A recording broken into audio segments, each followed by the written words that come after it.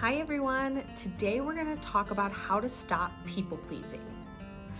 This is something that I know a lot of people struggle with, and the reason I know this is because a lot of my clients come asking how to fix this. Before we get started, if you're new here, hi, I'm Jessica. I'm a licensed counselor and a private practice owner in Colorado. I created Your Therapy Bestie because I want therapy and mental health topics to feel more approachable and less scary. I want to create a community where we can chat all things mental health and just really support one another. Okay, so let's get started. A few thoughts on people pleasing. First off, for some reason, I just hate the term people pleasing, and I think we need a different one. Maybe I'm alone in this, but I just think that the word or phrase people pleasing comes off as really negative when honestly, it's not always something negative. It means that you care about people, you want to please other people, make them happy. So it has some really positive aspects to it. I haven't come up with another word for it yet. I have been brainstorming because I hate it so much, but it is something that needs to be addressed because people pleasing ultimately means that you're putting yourself on the back burner. Are you unsure of whether or not you are a people pleaser? Well, if that's the case, then here are some questions that you should ask yourself. Do you struggle saying no? Do you basically struggle with boundaries with other people because you're scared of them being angry at you or scared that they'll see you in a negative light? Do you feel like you put your needs after everyone else's? Do you want everyone to like you, even the people that you don't like? Do you ruminate or hyper-focus on what you think other people think about you? Are you always saying sorry, even for things that aren't your fault? Do you feel as though you hide your true self because you're worried what other people will think if they knew the true you? Do you struggle with low self-esteem and often have negative thoughts about yourself? If you answered yes to a lot of these questions, then you're probably a people pleaser. There are a lot of negative ways that people pleasing can impact our functioning, our mental health, and our self-esteem. First off, you're just setting a bad precedent in relationships. So in friendships or love relationships, you're setting the precedent that your needs come second. And even if the person opposite of that isn't like, they aren't selfish, they might start to fall in line with that precedent you're setting and not pay any attention to your needs. Second, you could get taken advantage of by some bad people. Third, this can cause resentments and hurt feelings in your relationships. And fourth, no one's going to love you the way that you can love yourself. So if you're expecting this from other people, especially if you're a people pleaser, you're just setting yourself up for disappointment. So we've established that you might be a people pleaser. So what should you do about it?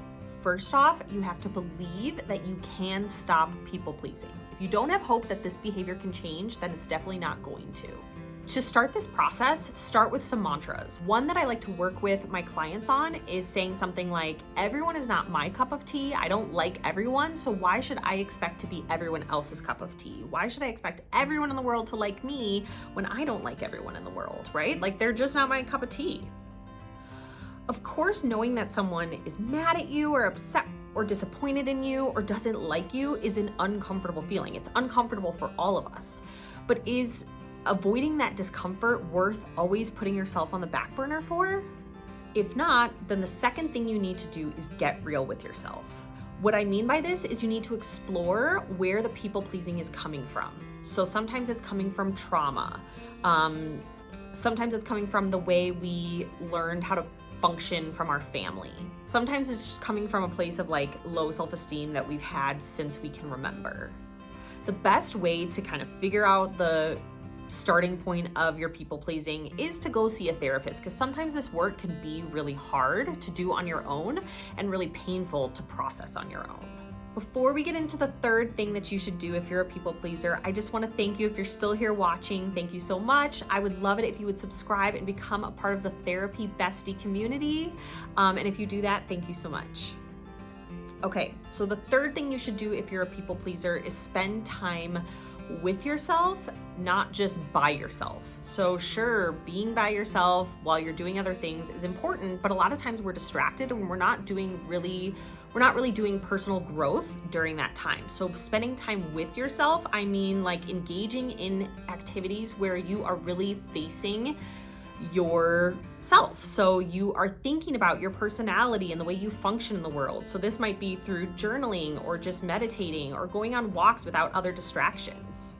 Number 4 is finding hobbies that you can engage in that make you feel excited and challenged at the same time.